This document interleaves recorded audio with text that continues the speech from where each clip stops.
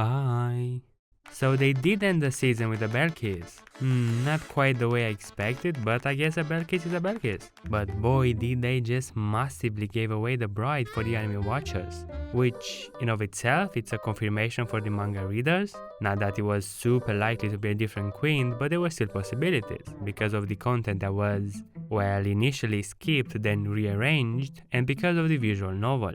Possibilities that are now just memories of the past. I'll get into what gave away the bride in a second, but first I want to talk a bit about the finale, which was great, honestly.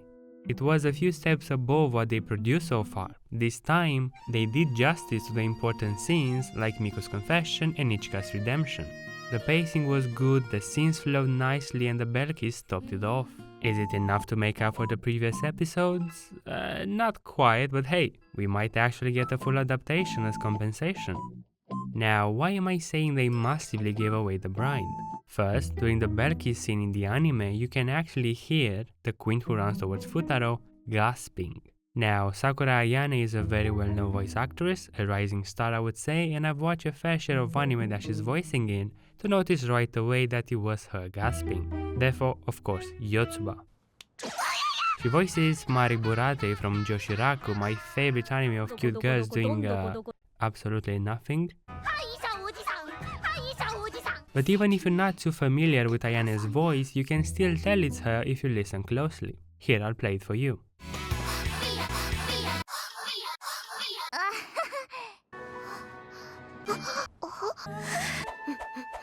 If they really wanted to keep it a mystery, they could have used Kyoka Yuki, who voiced Rena, or not have a gasp at all.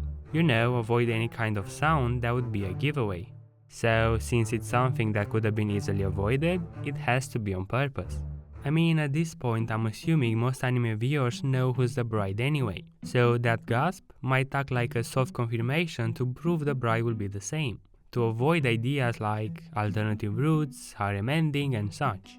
Now, there's another giveaway that comes during the wedding scene. When Futaro lifts the veil of the bride, for a brief moment, the bride's hair appears to be orange-ish, sort of peach pink, or to be more specific, has the same color as the bride from the cover of volume 13. The Japanese version, because on the English version it's more reddish than orange. Again, it doesn't exactly look like a mistake or a slip-off, but rather a deliberate choice made by the studio. And speaking of the studio, Biburi Animation seized the opportunity and announced a sequel.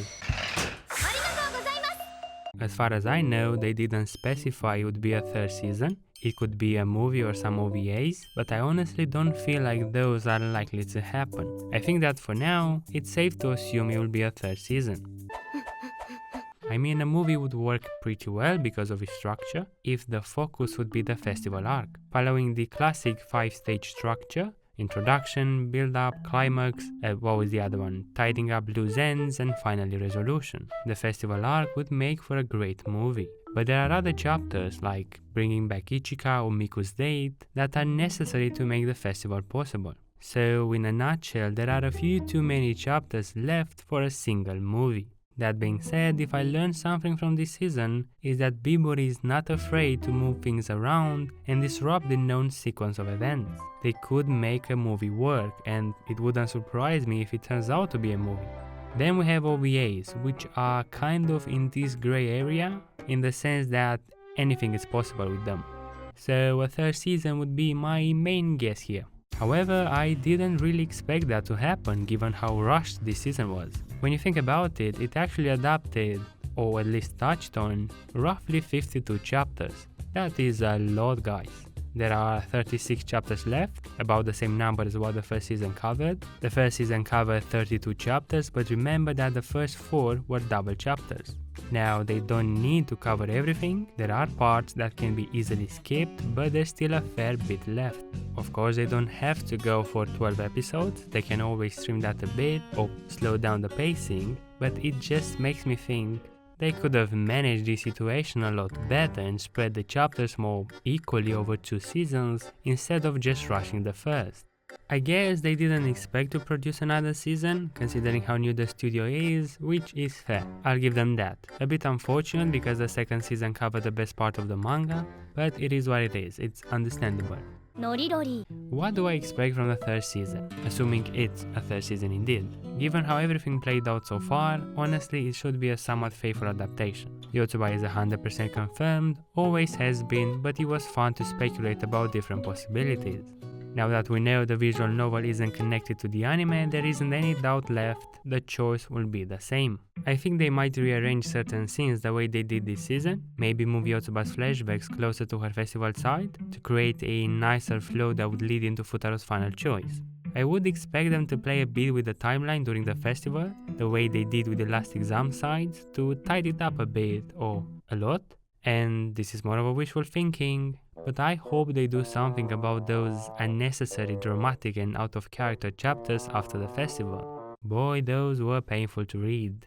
It would be nice if they would add more scenes with Futaro and Yotsuba to polish their relationship, have a few more interactions. It would be kinda cool if they would overcome something together, like say the promise. Instead of being a half-slept scene, they could confront each other and overcome it together. I feel like it would strengthen the relationship more and make it really satisfying.